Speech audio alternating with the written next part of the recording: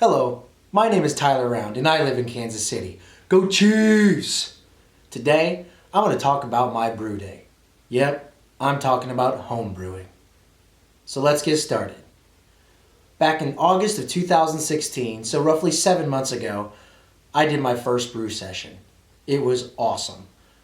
I absolutely fell in love with the art of brewing. So back in August, I created an IPA. My first ever IPA, my favorite style of beer, and I was extremely happy with the results. Since then, I've created 8 different beers, 6 IPAs, 1 sweet stout, and 1 pale ale. Now let's talk about my boil kettle. Originally, I bought a kit online. It was a standard kit, came with all of your essentials that you would need to brew beer. Unfortunately, there was a 5-gallon boil kettle in the kit, and really I think it was geared towards extract brewing, and I was doing all grain brewing. So the first beer I had kind of came down. It wasn't quite up to ABV as I'd like. It was in the mid-4 range, and it should have been in the mid-6s. So I hence called it a session IPA. I know that's not legit, but it turned into a session IPA. But let's put it that way. So that was my first beer, and after my second time brewing, I realized something was amiss. I kept on not being able to hit the ABV range. So I started looking into it, and everything online I researched said get a bigger brew kettle. So that's where I started doing so much research on the internet, where it was insane. I mean, I'm sure I had a Spike Brew Kettle in a cart 15 different times before I pulled the trigger. Just wanted to do my due diligence, and every single time I came back to a Spike Brewing Kettle. It's really the Midwestern vibe. I'm originally from Eastern Iowa, so the Midwestern roots caught my eye. The American made, the type of steel that they use, the welding is top notch. Everything about the Spike Brew Kettle is phenomenal. I couldn't say better things about it. So that's ultimately why I end up going to Spike for their brew kettle. I ended up going with a 15-gallon because I really wanted to make two batches and maybe start dry hopping with different things just to get variances on beers and flavor profiles. So that's really why I got a 15-gallon kettle, and I'm really hoping to expand that and get 2 more. One for a hot liquor tank and one for my mash tun. Currently, I'm using a cooler mash tun for my mashing, and I have one 15-gallon brew kettle that is really the heart and soul of my brewing system.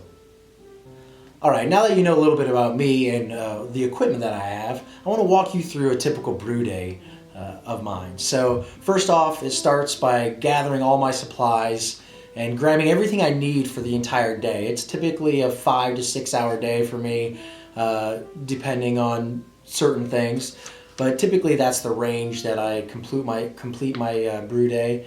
And I gather all my supplies and I head out to the deck, and I do my brewing on the deck. So it's got to be a nice day here in Kansas City for me to brew.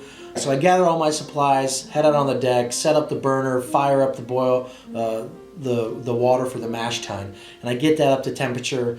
Then we take that, put it into the mash tun with the grains, and let that steep for a solid 60 minutes, and stirring every 15 minutes or so. From there, I take from the mash tun and go back into the boil kettle, and then I add sparge water to my mash tun. So I basically re-soak the grains for 20 minutes or so, just to rinse them.